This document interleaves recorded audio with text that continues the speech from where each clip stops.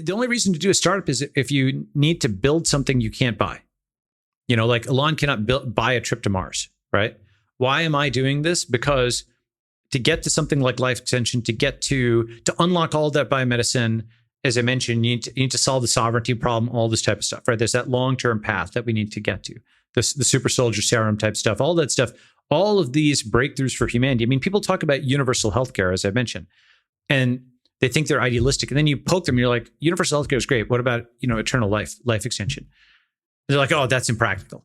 I'm like, oh, interesting. And really, actually, the poke on that is the person who's in favor of, quote, universal healthcare really just wants the power to be able to move the mashed potatoes around the plate, does not actually want to actually solve the problem of increasing people's life. Because the moment you get on that, they're like, well, there's dignity in death or whatever. I'm like, you were just crying a minute ago over the fact that life expectancy dropped by like 2 years. You were like really weeping about that.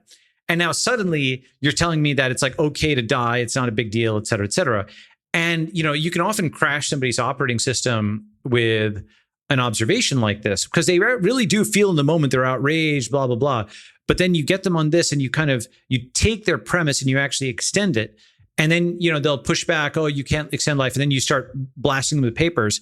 And then they're basically in a domain that they don't have ready arguments, right? You've pushed them you push them into the ocean, you've pushed them out to sea, you've pushed them into a terrain where they have to come up with something from scratch. They're looking for directions from headquarters. None are coming, and they're kind of flailing, right? And sometimes they'll get mad, but sometimes actually they'll convert, or they'll, you crash the OS and then they'll come back and think about it.